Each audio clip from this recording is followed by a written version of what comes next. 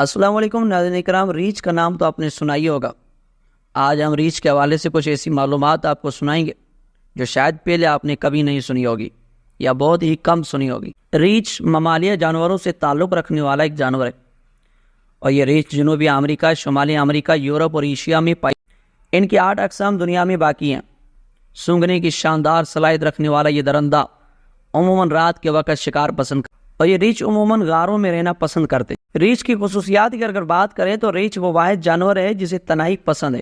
جب موسم سرما آتا ہے تو یہ اپنی غار میں داخل ہو جاتا ہے جو اس نے پہاڑی علاقوں میں بنائی ہوتی ہے، اور پھر جب تک ہوا نارمل نہ ہو وہاں سے باہر نہیں نکلتا۔ جب اسے بھوک محسوس ہونے لگتی ہے تو وہ اپنے ہاتھ اور پاؤں چاٹ لیتا ہے، جس سے اس کی بھوک ختم ہو جاتی ہے۔ ریچھ بہت سی حالتیں رکھنے والا درندہ ہے، اس لیے کہ اس کی خوراک میں وہ تمام چیزیں شامل ہیں جو درندے کھاتے، اور وہ چیزیں بھی شامل ہیں جو چوپائے کھاتے، اور وہ چیزیں بھی شامل ہیں جو انسان کھاتے۔ ریچھ کی خصوصیت یہ بھی ہے کہ جب اس پر شہوت کا غلبہ ہوتا ہے تو وہ اپنی ریچھنی کو لے کر کسی ویران جگہ پر پہنچ جاتا ہے اور ریچھنی کو نیچے لٹا کر اس سے پھر ہم بستری کرتا ہے۔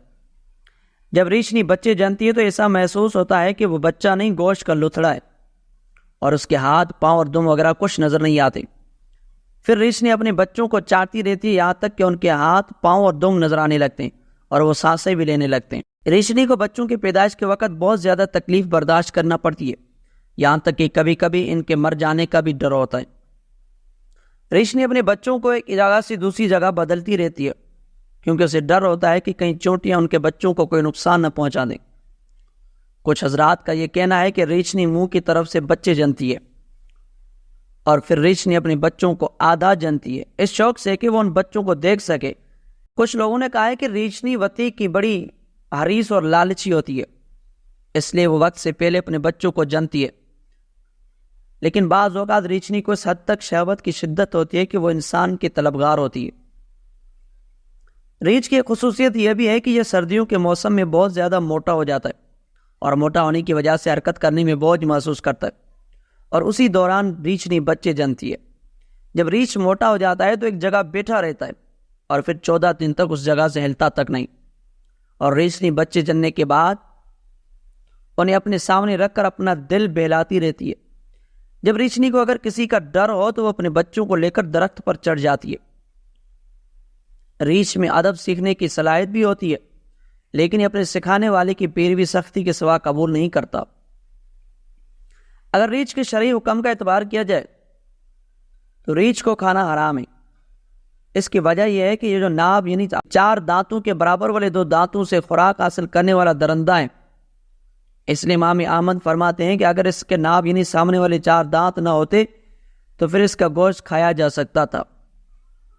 ریچھ کے طبی فوائد کی اگر بات کریں تو اگر ریچھ کے سامنے کے 4 دانتوں کے برابر والے 2 دانت عورت اپنے دودھ میں ملا کر بچے کو پلا دے تو بچے کے دانت آسانی سے نکل جائیں گے۔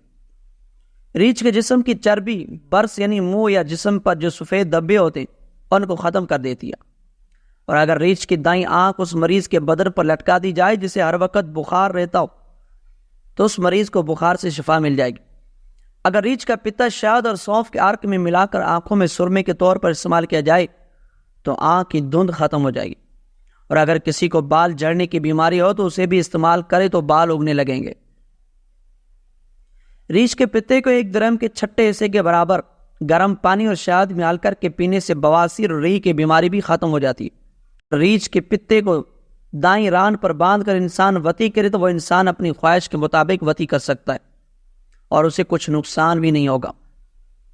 ریچھ کی چربی کی مالش اگر کسی بچے پر کی جائے تو وہ بچہ ہر برائی سے محفوظ رہے گا، اور ریچھ کی چربی کو اگر کسی دانے یا پھوڑے وغیرہ میں بھرا جائے تو وہ پھوڑا بھی ختم ہو جائے گا، اور اگر ریچھ کی چربی کی مالش کسی کتے پر کی جائے تو وہ کتا پاگل ہو جائے گا۔ اگر کوئی بچہ بدتمیز ہو تو ریچھ کی کھال کا ٹکڑا اس بچے کے گلے میں تعویذ کے طور پر لٹکا دیا جائے تو اس بچے کی بدتمیزی ختم ہو جائے گی۔ اگر کوئی بچہ سونے میں ڈرتا ہو تو ریچھ کی دائیں آنکھ کو خشک کر کے اس بچے کے گلے میں ڈال دیا جائے تو وہ بچہ کبھی ڈرے گا نہیں۔ اور اگر ریچھ کی تعبیر کی بات کریں، اگر یہ ریچھ خواب میں نظر آئے تو اس بالے میں لکھا ہے کہ ریچھ کو خواب میں دیکھنا برائی، سختی اور فتنے کی نشانی ہے۔ بعض اوقات مکر و فریب کی طرف اشارہ ہوتا ہے، اور ریچھ کو خواب میں دیکھنا فربا عورت یعنی موٹی صحت مند عورت کی طرف اشارہ ہے جس کو دیکھنے سے ڈر پیدا ہو اور یہ عورت گانا بجاتی ہو۔ اسی طرح کبھی کبھار ریچھ کو خواب میں دیکھنے کی تعبیر قید اور قید خانے سے دی جاتی ہے یا کسی ایسے دشمن سے دی جاتی ہے جو مکار چور ہونے کے ساتھ ساتھ چھوٹا بھی ہو۔